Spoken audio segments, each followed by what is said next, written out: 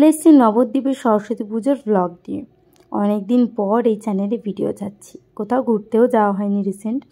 তো এবার সরস্বতী পুজো দুদিন পড়েছিল, তো আমি আজকে বেরিয়েছি, আজকে মানে সোমবার। আর সবার ফার্স্টে ষষ্ঠীতলার যোগা সেন্টারে একটা সুন্দর প্রতিমা হয়েছে মা সরস্বতী, সেই প্রতিমা দর্শন করে নিলাম। দেখতেই পাচ্ছ অসাধারণ মুখটা।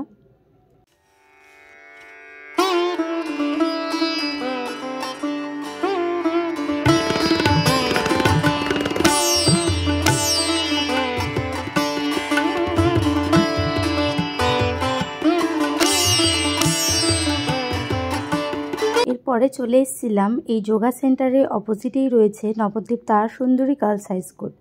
তো সেখানেই আসলাম, এসেই দেখলাম সুন্দর একটা রঙ্গোলি করা হয়েছে, সেটা তোমাদের সাথে একটু শেয়ার করলাম।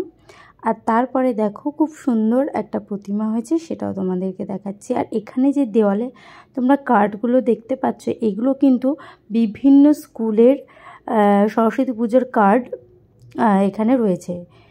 আর প্রত্যেকটা স্কুলেই কিন্তু এক স্কুলের কার্ড অন্য স্কুলে কিন্তু দেওয়া হয়, তো সেই কার্ডগুলোই রয়েছে। আর এখানে রয়েছে ছোট ছোট বাচ্চাদের এবং বড়দের হাতে আঁকা ছবি, যা কিন্তু অসাধারণ ছিল। এবার চলো মা সরস্বতী প্রতিমা দর্শন করি।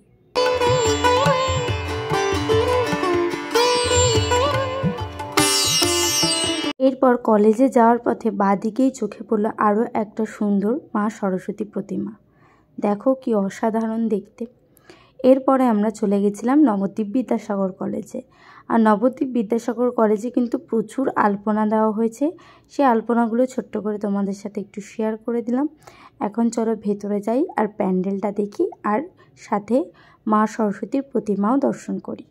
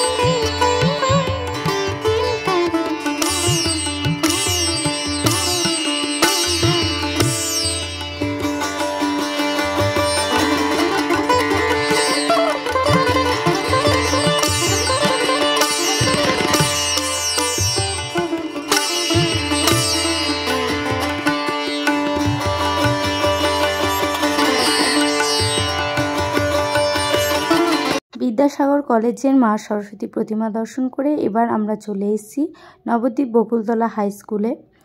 আর এখানেও কিন্তু প্যান্ডেলটা খুব সুন্দর হয়েছে। আর এখানে খুব সুন্দর একটা চিত্রকলার মাধ্যমে এই প্যান্ডেলটা তুলে ধরা হয়েছে। বিভিন্ন জায়গার যে সমস্ত দর্শনীয় স্থানগুলো হয়, সেই সমস্ত দর্শনীয় স্থানের ছবি আঁকা হয়েছে এবং সেই সমস্ত লোকেশনগুলো লেখা হয়েছে।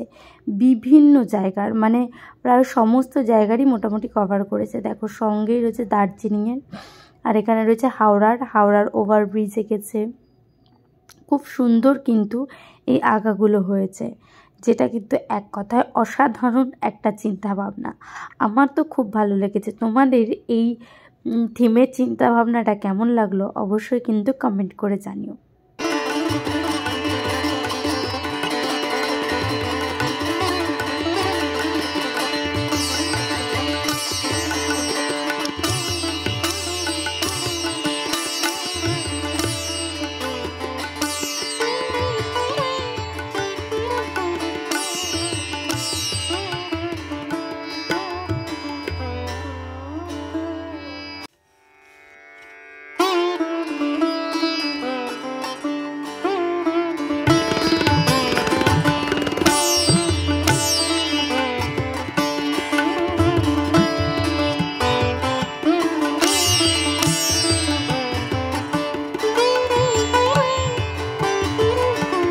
নবদ্বীপের প্রতিটা স্কুলেই তোমরা কিন্তু এরকম একটা বোর্ড দেখতে পাবে, যেখানে সমস্ত স্কুলের কার্ডগুলো রাখা থাকবে। কারণ বিভিন্ন স্কুল থেকে ইনভিটেশন পাঠানো হয়, তো সেই কার্ডগুলোই কিন্তু সুন্দরভাবে এখানে সাজানো থাকে। আর দেখতেই পাচ্ছ কত প্রাইস রয়েছে, আর কি সুন্দরভাবে বিভিন্ন সবকটা স্লেটের মধ্যে এক একটা অক্ষর লিখে বকুলতলা লেখা হয়েছে, সেটাও কিন্তু খুব অসাধারণ ছিল। তো এবারের চিন্তাভাবনা কিন্তু বকুলতলা স্কুলের থিমের যে চিন্তাভাবনাটা, সেটা কিন্তু সত্যিই এক কথায় অনবদ্য।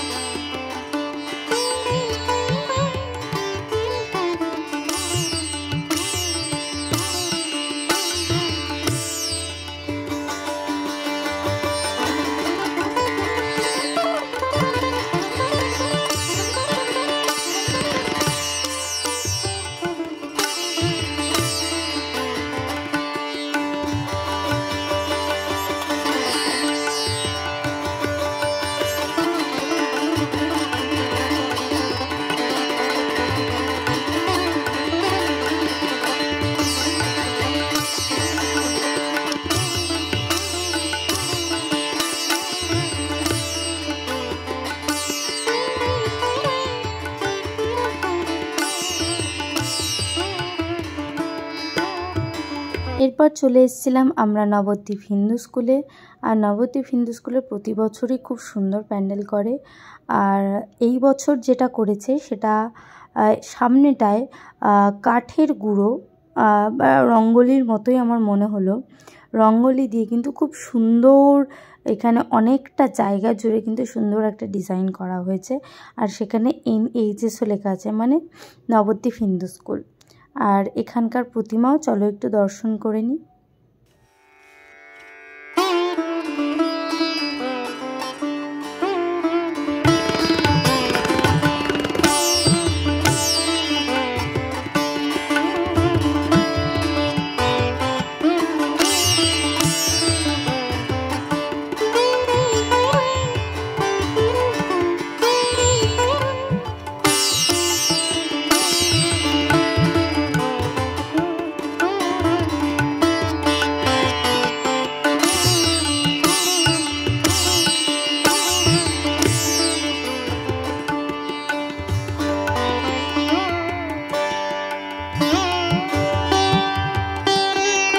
পরবর্তী আমাদের লোকেশন হচ্ছে বুড়োশিবতলা ব্যানার্জিপাড়া।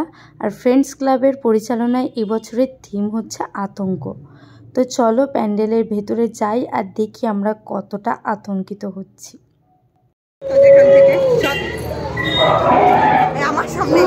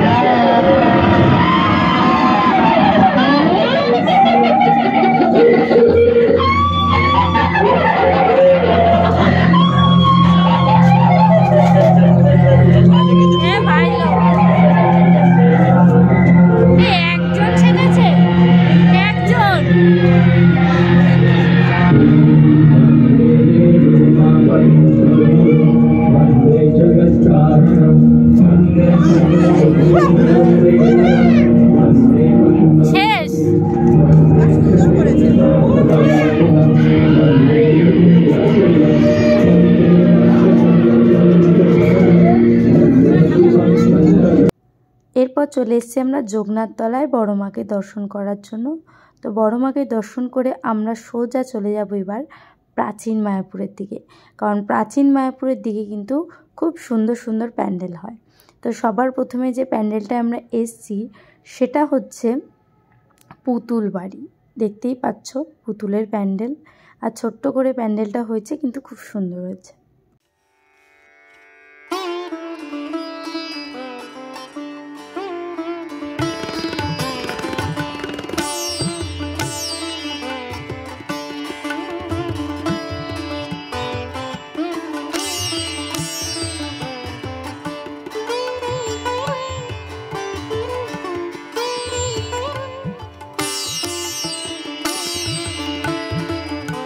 আজকের এই ঘুরতে যাওয়ার একটা সুন্দর সেরা মুহূর্ত আমার কাছে।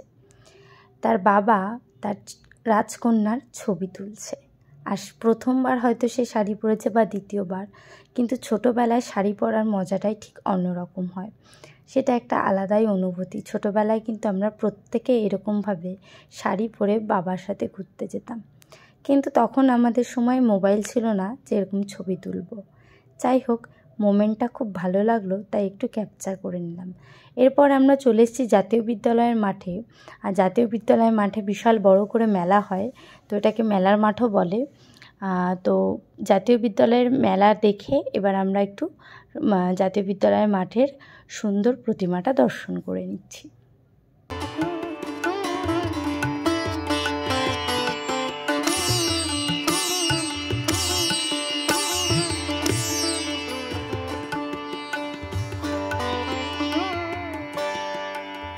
এরপরে জাতীয় বিদ্যালয়ের একদম ভেতরের দিকের এক্স্যাক্ট লোকেশানটা আমি জানি না, বাট সেখানে হয়েছিল থিম মহাশ্মশান। তো একদম শ্মশান যেমন দেখতে হয় একদম হুবহু সেই রকমই তুলে ধরা হয়েছে এখানকার থিমটা, যেটা কিন্তু এক কথায় অসাধারণ লাগছিল দেখতে।